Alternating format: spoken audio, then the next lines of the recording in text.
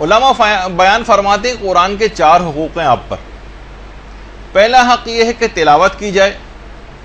دوسرا حق یہ ہے کہ اس کی تفہیم ہو، اس کو سمجھا بھی جائے.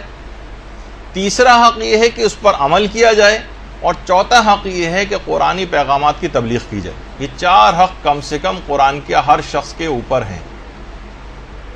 اچھا، یہ سارے حقوق جو ہیں یہ ایک دوسرے سے مربوط ہیں، جدا نہیں. قرآن سے آشنائی کے لیے قرآن کی تلاوت بہت ضروری. تلاوت کیے بغیر اس کی تفہیم ممکن نہیں. جب تک تلاوت نہیں کریں گے سمجھیں گے کیسے کہ اس کے اندر کیا ہے. اور قرآن پر عمل اس کی تفہیم کے بغیر ممکن نہیں. جب تک اچھی طرح سے سمجھ نہیں لیں گے عمل کیسے کریں گے. اور تبلیغ بھی اس کو صحیح طور پر سمجھے بغیر ممکن نہیں. تبلیغ بھی اسی وقت کریں گے جب تفہیم کے مرحلے سے گزر جائیں گے. عمل بھی اس وقت کریں گے جب اس کو سمجھ لیں گے اور تلاوت کریں گے. تو یہ چاروں ایک دوسرے سے جڑے ہوئے ہیں اور مربوط ہیں، ایک ہی چین میں ہیں. ان کو الگ نہیں کیا جا سکتا. کوئی تلاوت کیے بغیر، تفہیم کیے بغیر اور عمل کیے بغیر اس کی تبلیغ کیسے کر سکتا ہے قرآن کی؟ تو یہ سب چیزیں، یہ بات یاد رکھ. لیکن ہم دیکھتے ہیں کہ افسوس ہے کہ ان چاروں میں سے قرآن کے حقوق ادا نہیں کیے جا رہے ہیں. کوئی بھی کبھی کسی مقام عمل پر کسی کو کوئی قرآنی آیت یاد نہیں آتی. پہلے زمانے میں ہوا کرتا تھا کہ لڑکیاں اپنی ڈائریاں بنایا کرتی تھیں، اس میں اشعار لکھا کرتی تھیں اور اقوال زریں وغیرہ لکھے جاتے تھے.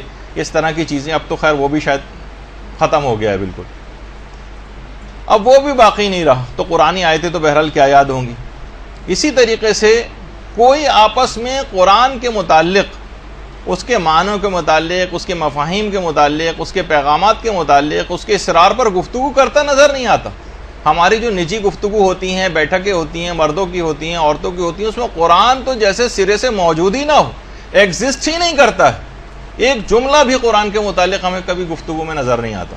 یہ کون سا حق ادا کیا جا رہا ہے قرآن کا؟ اور قرآن کو کہا جاتا ہے قرآن بالکل تنہا ہے. تنہا. یہ اپنی تنہائی کی شکایت قیامت کے روز کرے گا. افسوس کہ لوگوں کو شاعروں کے اشعار یاد ہوں، گانے یاد ہوں، کلام شیطانی سب کچھ یاد ہو، مکروہ شاعری جو ہے وہ یاد ہو، لیکن کلام الہی کسی کو یاد نہ ہو.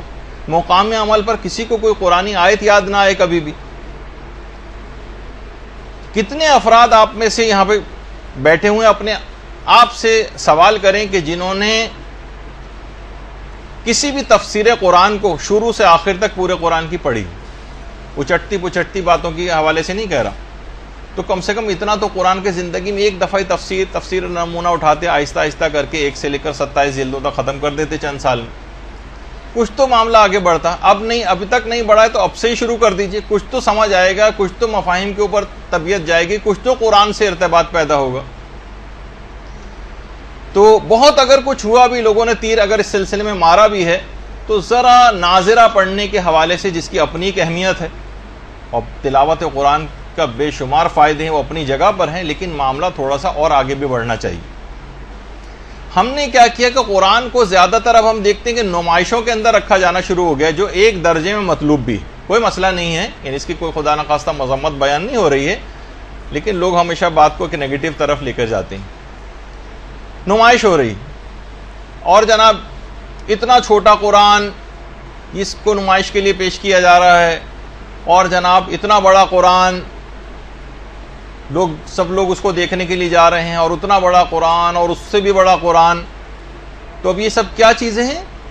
یا مثلا قرآن کو انڈے پہ لکھا جا رہا ہے، اس کو سب لوگ دیکھنے کے لیے جا رہے ہیں. قرآن پر عمل مطلوب ہے. قرآن ان سب چیزوں کے لیے نازل نہیں ہوا ہے کہ اس کو انڈے پہ لکھا جائے، اس کو جو ہے اتنا بڑے صفحات کے اوپر لکھا جائے کہ وہ اتنے بڑے صفحات جو ہیں جس کے اوپر لکھا گیا اسے پڑھ کون سکتا ہے؟ وہ تو صرف رکھا رہے گا خالی، اور ایک ڈسپلے کے لیے آپ نے کیا قرآن کو ایک ڈسپلے کے لیے اس طرح ہم نے ریک کے اوپر ایک رکھا ہوتا ہے جس پہ CD لگا کے اس کو اکثر اتارنے کی ضرورت پیش آتی ہے، پھر گرد ورد جھاڑی جاتی ہے معاذ اللہ اس پہ. قرآن اس کام کے لیے نہیں تھا.